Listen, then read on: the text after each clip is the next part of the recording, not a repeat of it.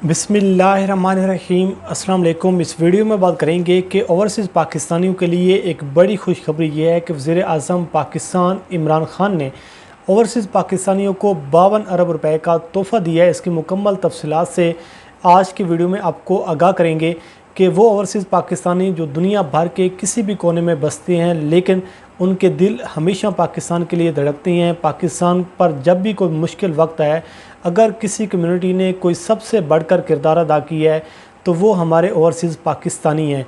Overseas पाकिस्तानियों का एक दरीना मुतालबा था जो वज़ीर आज़म इमरान ख़ान ने पूरा कर दिया है। पिछले 3 सालों की रिपोर्ट जारी की गई है, उसके मुकम्मल तौर पर जो तफसीलात हैं वो आपके सामने रखेंगे। और इसके साथ साथ बात करेंगे सानिया मॉडल टाउन के मज़लूमों को एक ताज़ा हवा का झोंका आया है पिछले 7 सालों में पहली बार लाहौर हाई कोर्ट से। उसके हवाले से भी बात करेंगे कि मज़लूमों के लिए एक अच्छी खबर है बल्कि शरीफ ख़ानदान के लिए बुरी खबर है, इस पर भी बात करेंगे। और वज़ीर आज़म इमरान ख़ान ने आज 5 बड़े अवामी फ़ैसले किए हैं पाकिस्तान की आवाम के लिए, पाकिस्तान के लिए और पाकिस्तान की तरक्की के लिए, उससे भी आज की वीडियो में आपको आगाह करेंगे।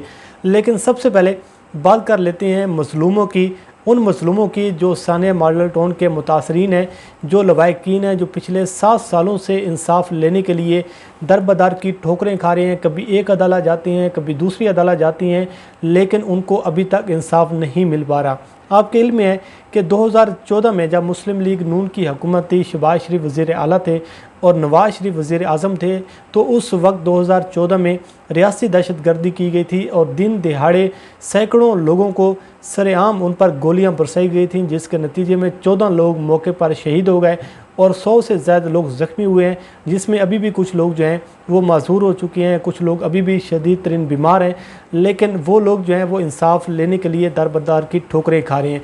पहले एक JIT बनाई गई, फिर दूसरी JIT बनाई गई, लेकिन उस JIT के ख़िलाफ़ भी जो कातिल हैं वो अदालत चले गए और कहा गया कि इस JIT को काम करने से रोक दिया जाए। लेकिन पिछले 2 से 2.5 माह से इस पर समाअत नहीं हो रही थी, लेकिन आज ये जो अच्छी खबर सामने आई है कि अब सानिया मॉडल टाउन की जो JIT है, इसके हवाले से अब रोज़ाना की बुनियाद पर समाअत की जाएगी।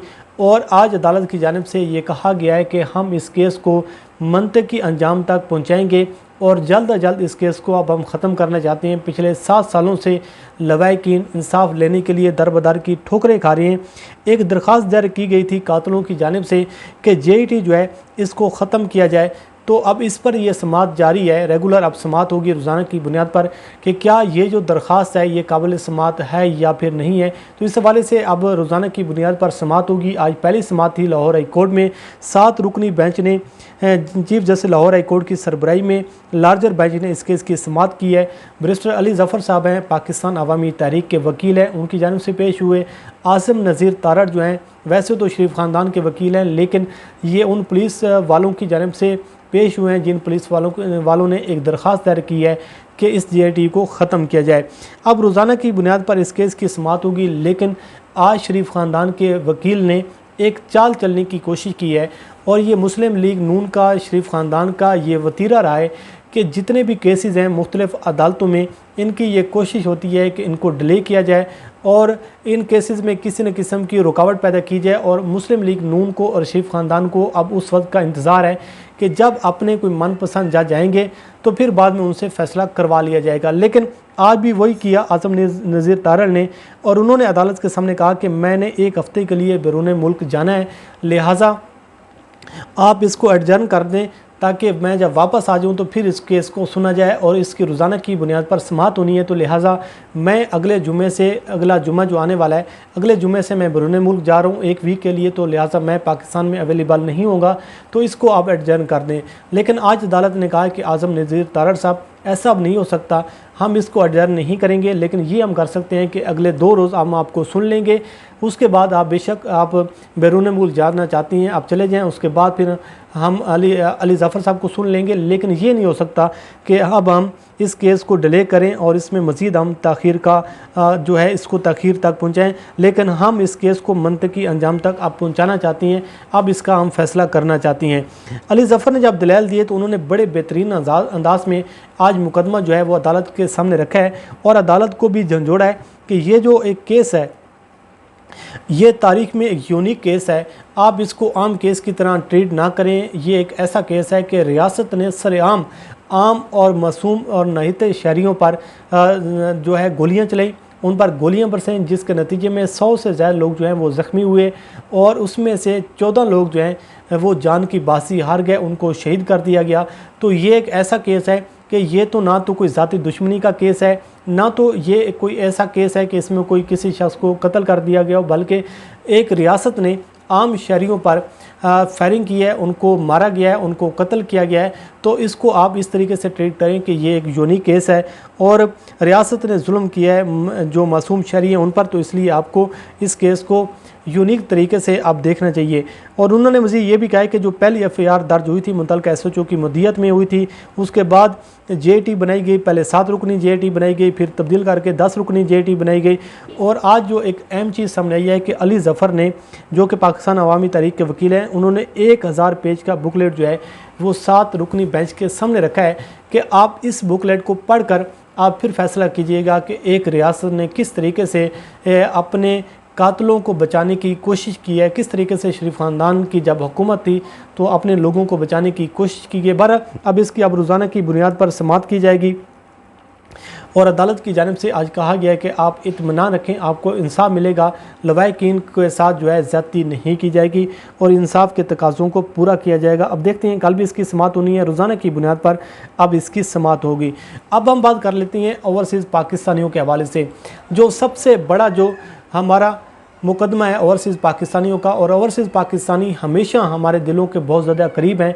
जब भी पाकिस्तान पर कोई मुश्किल वक्त आया, जब भी पाकिस्तान किसी मुश्किल वक्त में पाकिस्तान पर कोई मसाइल पैदा हुए हैं, तो ओवरसीज़ पाकिस्तानियों ने सबसे बढ़कर पाकिस्तान को क्राइसिस से निकालने के लिए अपना किरदार अदा किया है। पाकिस्तान की अवाम के साथ खड़े हुए हैं।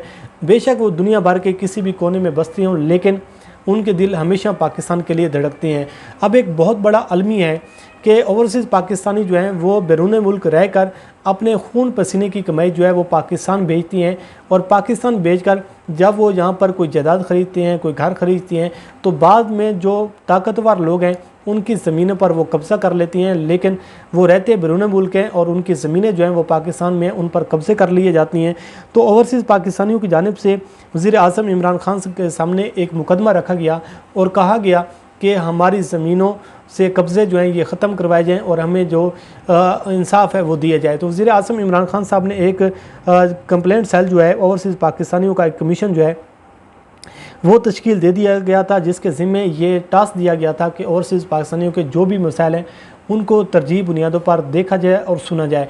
तो पिछले 3 सालों की रिपोर्ट जो है वज़ीर आज़म इमरान खान को भेजी गई है कि ओवरसीज़ पाकिस्तानियों की 52 अरब रुपए की जायदादें वागज़ार करवाई गई है। स्पेशल कोर्ट्स के लिए कानून साजी जारी है।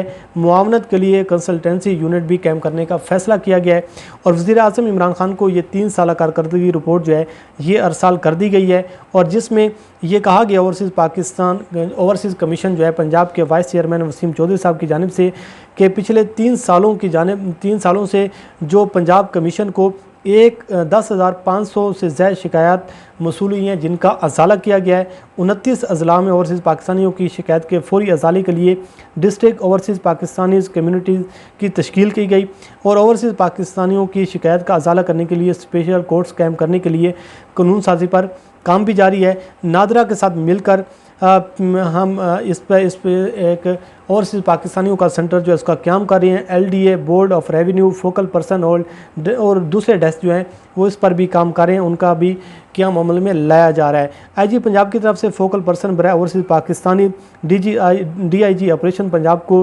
तानियात कर दिया गया है। ओवरसीज़ पाकिस्तानियों की कानूनी और रेवेन्यू के मामलात में मामलत के लिए कंसल्टेंसी यूनिट जो है वो भी कायम किया गया है, और ये कहा गया है कि मोबाइल ऐप भी एक लॉन्च हम कर रहे हैं, जिसके ज़रिए हम तमाम तर मसाइल जो हैं वो तरजीह बुनियादों पर देखेंगे। पंजाब की तमाम यूनिवर्सिटियों में ओवरसीज़ पाकिस्तानी तलबात को तरजीह बुनियादों पर दाखिला दिया जाएगा।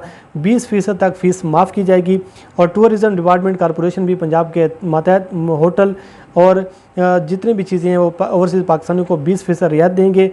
OPC एक्ट 2021 के तहत तहसील की सतह पर भी ओवरसीज़ पाकिस्तानी कम्यूनिटीज़ का तश्कील का क़याम किया गया है। बहरहाल जो ओवरसीज़ पाकिस्तानी हैं उनका जो सबसे बड़ा दरीना मुतालबा था कि उनकी जायदादों पर कब्ज़े कर लिए जाती हैं, उनकी जायदादों पर जो है जो ताकतवर लोग हैं वो कब्ज़ा जमा लेते हैं। तो अब पिछले 3 साल की एक रिपोर्ट जारी की गई है कि 52 अरब रुपए की जो जायदादें हैं वो वागज़ार करवाई गई हैं।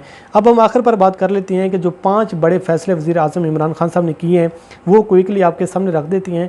जो पहला बड़ा फ़ैसला ये है कि अरकान पार्लियामेंट की तनख्वाहों में 10% इजाफे की समरी भेजी गई थी, लेकिन वज़ीर आज़म पाकिस्तान ने आज उसको मुस्तरद करार दे दिया है कि पाकिस्तान के जो मसाइल हैं, जो मुआशी सूरत हाल है, इसके पेश नज़र अरकान पार्लिमान की जो तनख्वाह है वो हम नहीं बढ़ा सकते।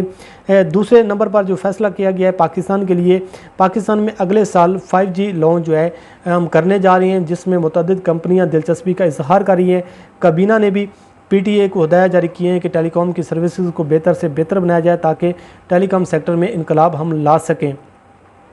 तीसरा जो फैसला किया गया है, क्रिमिनल निज़ाम में इस्लाहत को मुतारिफ़ करवाया गया है। लॉ मिनिस्ट्री की जानिब से ब्रीफिंग दी गई है। इस्लाहत की सूरत में क्रिमिनल निज़ाम मुकम्मल तौर पर तब्दील हो जाएगा, ये दावा किया जा रहा है फवाद चौधरी साहब की जानिब से।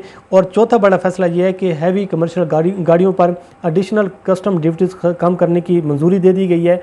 और 1000 cc गाड़ियों में भी उनकी जो सेल परचेज़ के हवाले से बात की जा रही है, और अब उनको हुकूमत जो है उसमें भी उनकी कीमतों में कमी लाने का फ़ैसला कर रही है।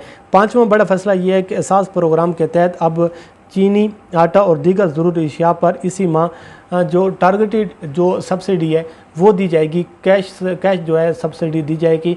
तो ये थोड़ा सा कुछ फ़ैसले थे जो आपके हमने सामने रखे।